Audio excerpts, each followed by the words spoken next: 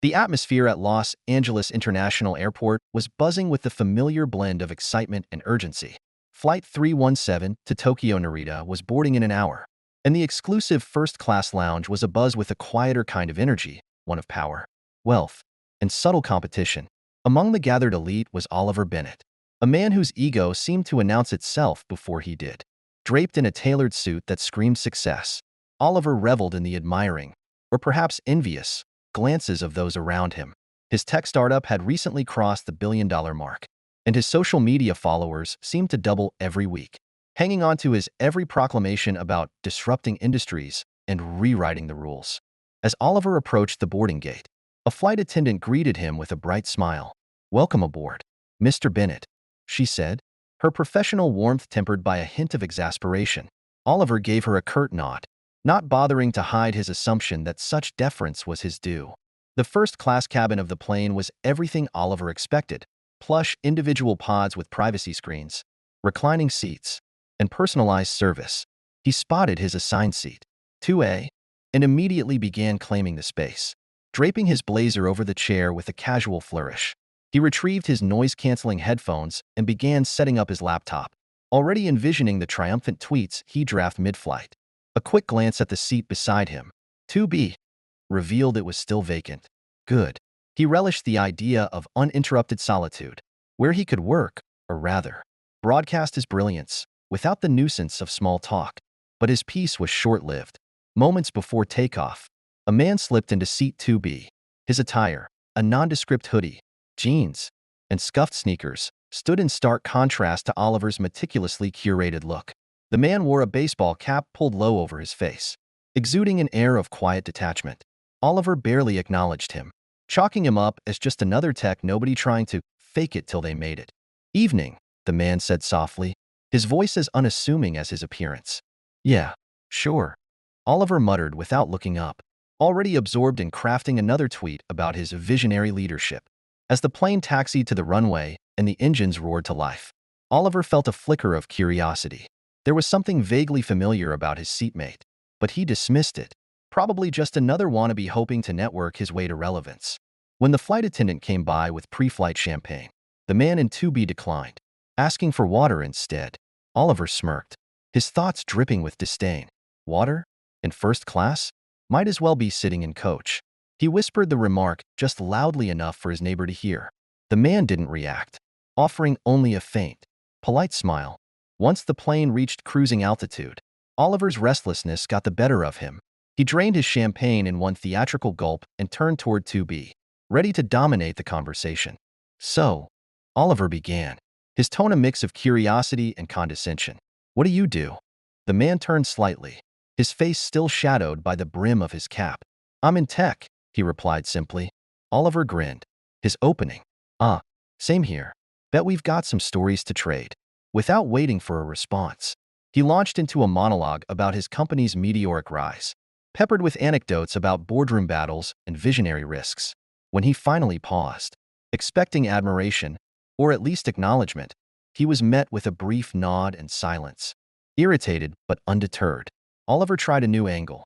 "You know," he said, leaning back and raising his voice slightly, "the tech world's full of people who get way too much credit for half-baked ideas. Take Elon Musk, for example. People act like he's some kind of god. But let's be honest, he's reckless." This time, the man paused, his finger hovering over his phone screen. But he didn't look up. Encouraged by the lack of pushback, Oliver continued, his voice gaining momentum. "SpaceX? Sure. It's flashy if you like blowing up rockets. Tesla? Overrated. And Twitter? That was just a rich guy's midlife crisis. The guy's a walking PR stunt." A soft chuckle escaped the man's lips, a quiet, almost imperceptible sound. But to Oliver, it was a challenge. He leaned forward, his eyes narrowing. "You think I'm wrong?" Oliver pressed. The man finally spoke, his voice calm, almost amused. "No, I think you're passionate." Oliver blinked, momentarily thrown off balance. He wasn't sure if it was a compliment or a veiled insult. "Passionate?" he repeated, his tone sharpening. "I call it realistic. People like Musk are just riding the wave of hype. It's people like me who are actually building the future." The man offered a polite smile, his expression unreadable. Everyone's entitled to their opinion, he said, turning his attention back to his phone. The conversation could have ended there, but Oliver couldn't let it go. Over the next hour, he alternated between needling his neighbor and pontificating loudly about the flaws of tech's so-called visionaries. The man in 2B remained composed, responding only occasionally with a nod or a non-committal "hmm." As dinner was served, Oliver noticed something strange. The flight attendant seemed unusually deferential to 2B, addressing him with subtle respect. At one point, one of them leaned in and murmured, "Let me know if there's anything you need." "Sir." Oliver frowned. Who is this guy? The mystery deepened when the flight attendant returned with a message. "Excuse me, Mr. Musk," she said softly. "The captain wanted to confirm your connection in Tokyo." Oliver froze, his fork hovering midair. Mr. Musk. The realization hit him like a thunderclap. The unassuming man he'd been mocking for hours wasn't just another tech guy. He was Elon Musk. For a long moment, Oliver sat in stunned silence, his bravado evaporating. Every insult, every critique, every smug comment replayed in his mind with painful clarity. Elon, meanwhile, remained unbothered. He glanced at Oliver, his expression serene. "Criticism is useful," he said lightly, "as long as it's constructive." Oliver opened his mouth to respond but found himself at a loss for words. For the rest of the flight, he stayed uncharacteristically quiet, his mind a whirl of regret and self-recrimination. As the plane descended into Tokyo, Elon turned to him one last time. "Good luck with your work," he said, his tone genuine. "I hope it's something that makes a difference." Oliver watched as Elon disappeared into the crowd at the terminal, flanked by discreet airport staff. For the first time in years, Oliver felt small, but in a way that made him want to grow. The lesson was clear. True visionaries don't just disrupt, they inspire, create, and endure, and they do it with grace, even in the face of unwarranted criticism. As Oliver stepped off the plane and into the sprawling Tokyo airport, his thoughts lingered on every word exchanged during the flight. His swagger, so apparent at the beginning of the journey, now felt hollow. He glanced down at his phone, half tempted to fire off a tweet, but his usual bravado felt out of place. He wandered through the terminal, the bustling energy of Tokyo a stark contrast to the quiet humility growing within him. A part of him wanted to rationalize what had happened. "It's not like Musk will remember me," he thought. But another part, the part that had been quiet for far too long, urged him to reflect. Musk had taken his critiques not with anger or defensiveness, but with composure, even curiosity. That kind of confidence didn't come from ego. It came from purpose. Later that evening, Oliver checked into his hotel, a sleek high-rise overlooking the neon-lit streets of Tokyo. His usual routine would have been to post a carefully curated photo of the cityscape, captioned with something self-aggrandizing about conquering new markets. But tonight, he left his phone on the bedside table and stared out the window, the weight of the encounter still pressing on him. What if Musk was right? What if his criticisms, so sharp and self-assured, lacked the depth of true understanding? Oliver prided himself on being a disruptor. But had he ever considered the impact of his actions beyond the next big headline or quarterly report? He sat down at the desk in his room, opened his laptop, and began typing. Not the usual triumphant blog post or viral tweet, but a letter to himself. He wrote about the lessons he'd ignored, the people he'd dismissed, and the arrogance that had blinded him to the complexities of genuine innovation. The words poured out in a way they never had before, raw, unfiltered, and deeply personal. The next morning, Oliver attended a tech conference where he was scheduled to speak. Normally, these events were his playground, a chance to flex his rhetorical muscles and bask in the admiration of his peers. But as he stood backstage, waiting for his turn to take the stage, he felt a flicker of unease. He knew he couldn't deliver the same speech about disruption and dominance that he'd given a dozen times before. When his name was called, Oliver walked onto the stage with an uncharacteristic lack of bravado. The audience, a sea of innovators and investors, waited expectantly. He adjusted the microphone and took a deep breath. "Good morning," he began, his voice steady but tinged with vulnerability. "Today, I want to talk about something I've been avoiding for a long time, my failures." The room went still. This was not the Oliver Bennett they had come to know, brash, confident, and unshakable. This was someone who had been humbled and was willing to admit it. "6 months ago," he continued, "I had a chance encounter with someone who made me rethink everything I thought I knew about innovation, leadership, and myself." I didn't recognize him at first. And honestly, I didn't treat him with the respect he deserved. But instead of dismissing me or retaliating, he taught me something invaluable. Real progress comes from humility and resilience, not ego. He went on to recount the flight with Musk, not in a self-serving way, but as a cautionary tale about the dangers of arrogance. He shared how the encounter had forced him to confront his own shortcomings and how it had inspired him to approach his work and his life with greater thoughtfulness. By the time he finished, the room was silent. Then, slowly, the applause began, building into a standing ovation. Oliver stepped off the stage, not with the usual triumphant swagger, but with a quiet sense of purpose.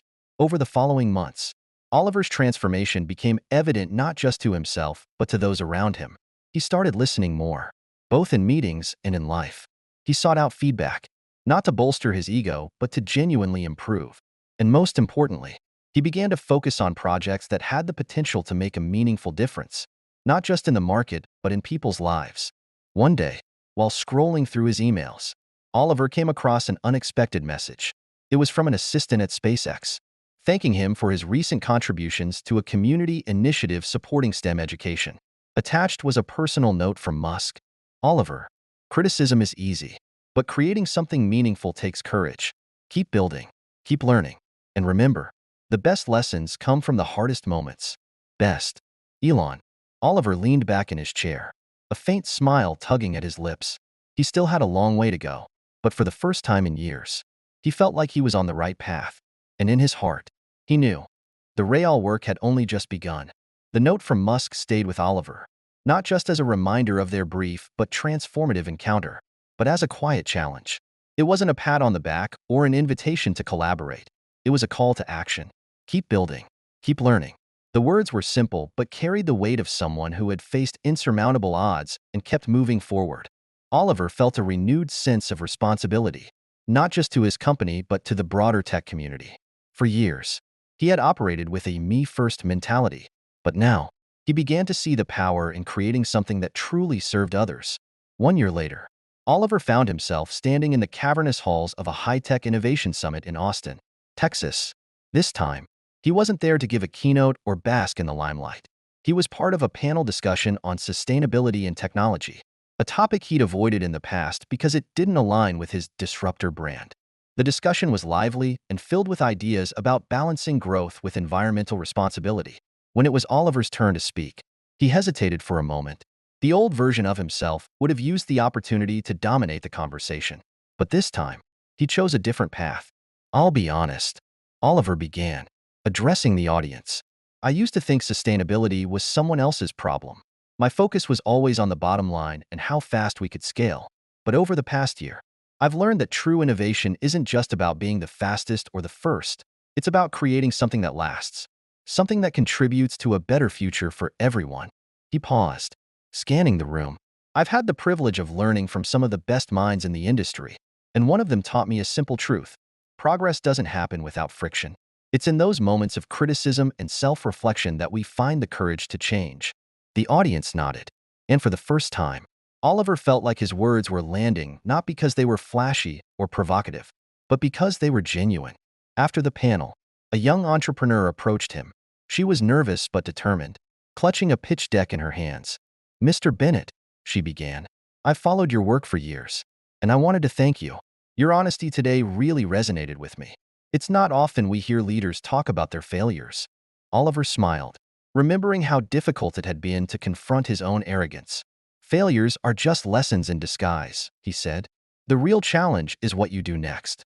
The young entrepreneur nodded, encouraged, and Oliver realized that this, too, was a form of progress, inspiring others to take their own steps forward. A few months later, Oliver's journey came full circle when he received an invitation to an exclusive roundtable hosted by SpaceX. The event was small, intimate, and focused on the future of human innovation. Attendees ranged from scientists and engineers to educators and tech leaders. And there, at the head of the table, was Elon Musk. As Oliver entered the room, he felt a familiar pang of nervousness. Would Musk remember him? Would their brief interaction on that flight even matter in the grand scheme of things? But when Musk saw him, he nodded in recognition and motioned for him to take a seat.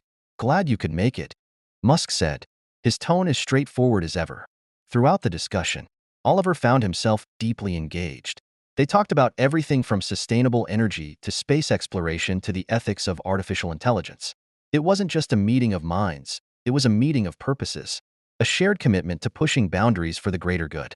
At the end of the session, as the group began to disperse, Musk approached Oliver. "You've come a long way," he said, his expression thoughtful. "But remember, the work never ends."